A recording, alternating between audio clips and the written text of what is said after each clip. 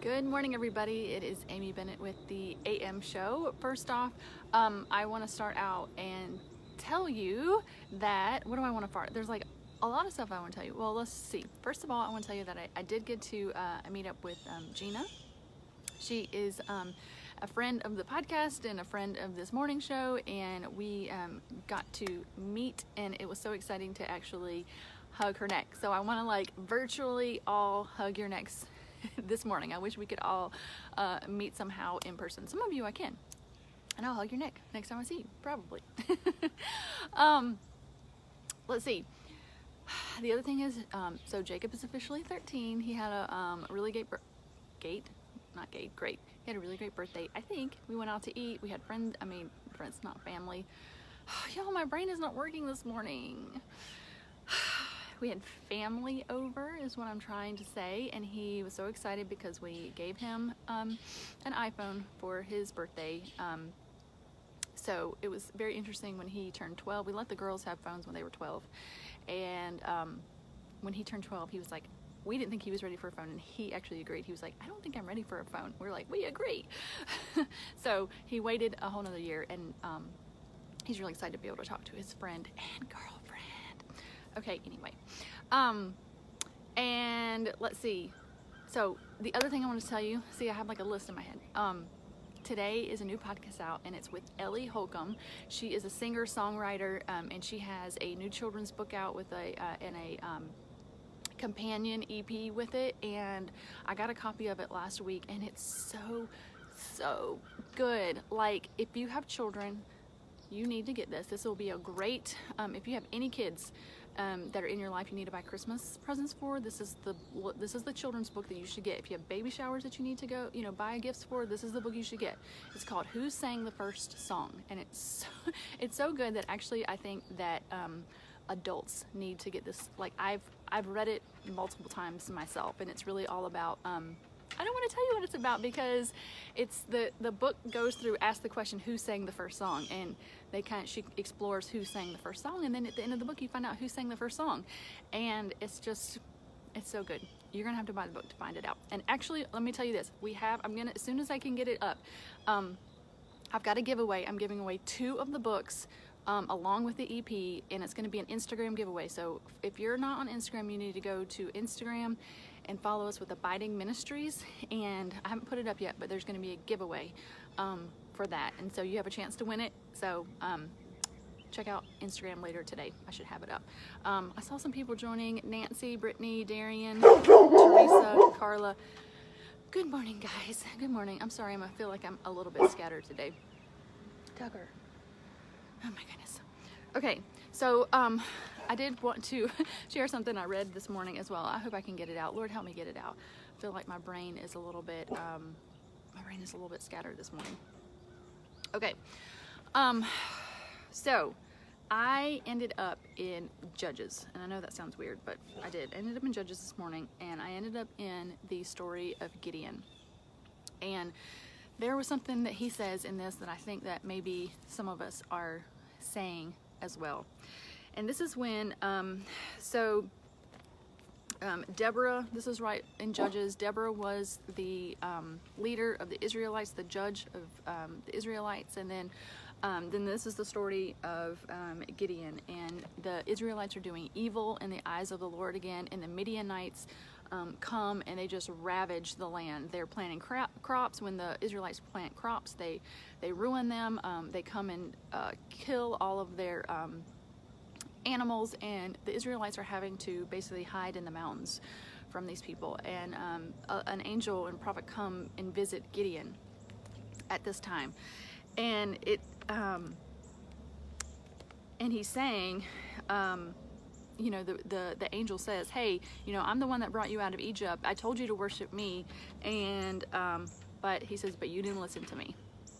And so and Gideon's and then the angel of the Lord, okay, this is chapter 6 verse 12. The angel of the Lord appeared to Gideon and said, the Lord is with you, mighty warrior. The Lord is with you, mighty warrior, speaking to Gideon. And this is what Gideon replies. And this is what I think some of us might be saying this morning. And it says, Tucker's getting ready to bark. I'm sorry. It says, "But sir," Gideon replied, "if the Lord is with us, why has all this happened to us?" If the Lord is with us, why has all this happened to us? And that's the question I think that some of us are asking today. If the Lord is with me, why has all this happened to me? Where are all his wonders that our fathers told us about when they said, "Did not the Lord bring us up out of Egypt? But now the Lord has abandoned us and put us into the hand of Midian." And I think some of us are facing like our own Midianites. And whether it is our fault because we didn't listen to the Lord, or whether it is something that God has allowed in our lives, we are being oppressed. Feel like we're having to, hide in whatever our mountains are. There's so many things that it could be. Why there's something that you're looking at the Lord and saying, "God, if you're with me, why is this happening to me? Like, I thought you were the God who did wonders and miracles. You could deliver me from this, but you aren't. Like, where are you?" And I love the reply.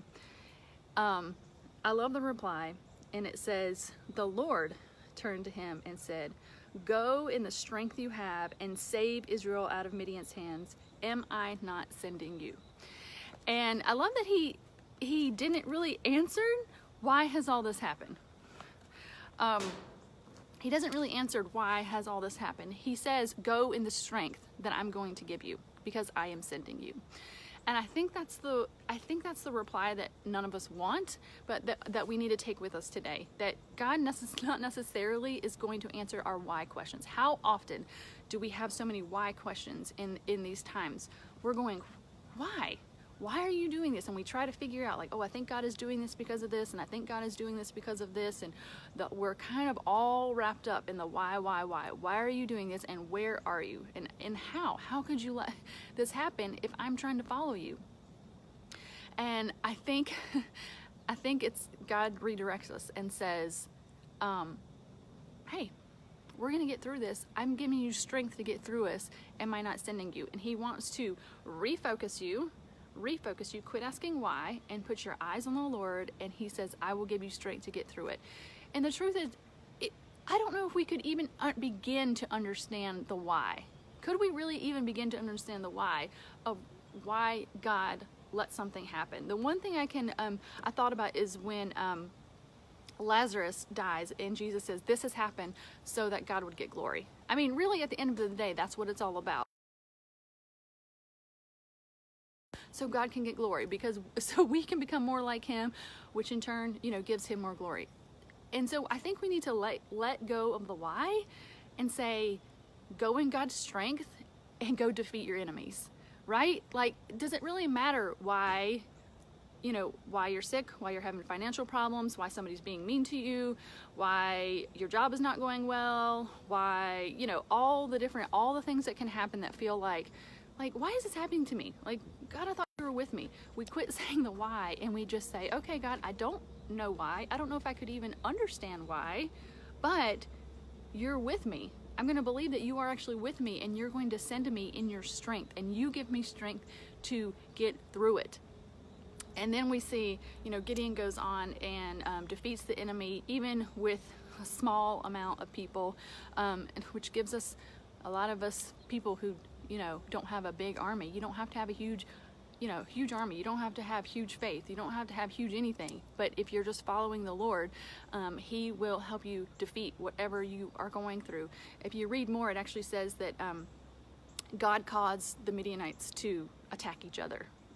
Like, he can handle the enemy, whatever your enemy is. He can handle the enemy.